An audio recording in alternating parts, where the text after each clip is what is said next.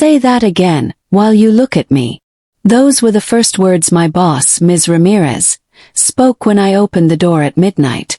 I stood there frozen, holding a half-asleep toddler in my arms and wondering why a woman who ran an entire department would show up at my tiny apartment at such an hour. My heart pounded, not from fear, but from embarrassment, because 5 minutes earlier, she'd heard me through the thin hallway walls as I'd told my son, "Daddy will figure something out. Daddy always does," while I thought no one was listening. I stepped aside to let her in, still confused.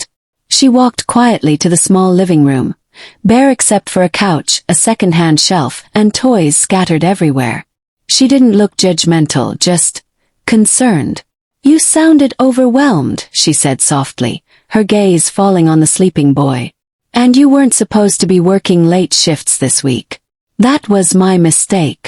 I wanted to deny it, say everything was fine, that single fatherhood wasn't wearing me down, that the long hours weren't sinking me slowly. But exhaustion has a way of loosening the truth.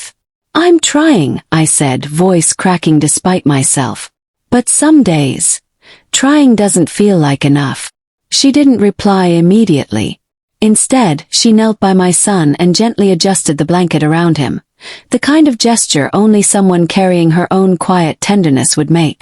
"You know," she whispered, "people think asking for help makes them weak. But sometimes it means they're carrying too much alone." I sat down, feeling my strength ebb. "I don't want to be a burden," I said. "You already took a chance hiring me. Most places wouldn't with my schedule." She looked at me sharply. "You're not a burden. You're an employee with talent and a heart. But you refuse to let anyone see your struggle, and that's not strength, it's isolation." Her words hit harder than any criticism I'd ever received, mostly because they weren't harsh. They were true. And hearing truth spoken gently hurts in a different way, like someone handing you a mirror you weren't ready for. She stood, walked to her car, and returned carrying 2 bags. Groceries, children's medicine, and even a small sketchbook she'd remembered my son drawing on during Bring Your Kid to Work Day. "This isn't charity," she said as she placed them on my counter. "It's community. You're part of our team. That means you don't drown alone." My throat tightened. Nobody had spoken to me like that since my wife passed away 2 years earlier. People offered condolences, meals, advice, but not presents. Not like this. "I don't know how to thank you," I whispered. "You don't," she replied. "You just accept kindness when it's given. You deserve that much." In the days that followed, she adjusted my hours, arranged affordable childcare through the company partnership, and even told the team discreetly that I needed space to breathe. No pity, just practical support. I kept waiting for the moment she'd bring up that midnight visit again, but she never did. She simply carried on, as if showing up for someone was the most ordinary thing in the world. Months passed, and life steadied.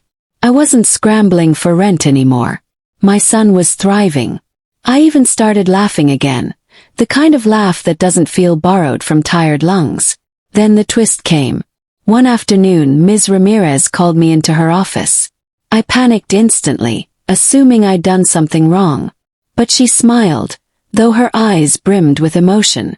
"I'm stepping down," she said. "Personal reasons. But before I do, I wanted to tell you something." I braced myself. "You saved me the night I showed up at your door." I blinked. "Saved you? I didn't do anything." She shook her head. "You did more than you know." I'd been questioning whether compassion still had a place in leadership. The world can be harsh, and I'd begun adapting to that harshness, losing pieces of who I was. But when I heard you comforting your son, when I heard a man with so little still giving everything he had, it reminded me of the person I wanted to be.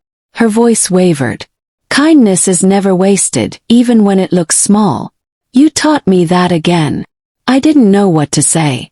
No one had ever told me I'd inspired them, least of all someone like her, someone who seemed unshakable. Before leaving, she placed a sealed letter in my hand. Recommendation. Raise. A promotion approval she'd filed for me before stepping down. "For your effort," she said. "For your integrity. For showing your son what real strength looks like." That night, when I tucked my boy into bed, I whispered, "Daddy figured it out because someone believed in him." And for the first time in a long while, I believed it too. The moral found me quietly as I watched him fall asleep. When life knocks you down, the miracle isn't always in standing back up. Sometimes it's in who reaches down and offers their hand, reminding you that kindness, even in the darkest moments, has the power to change more than one life at a time.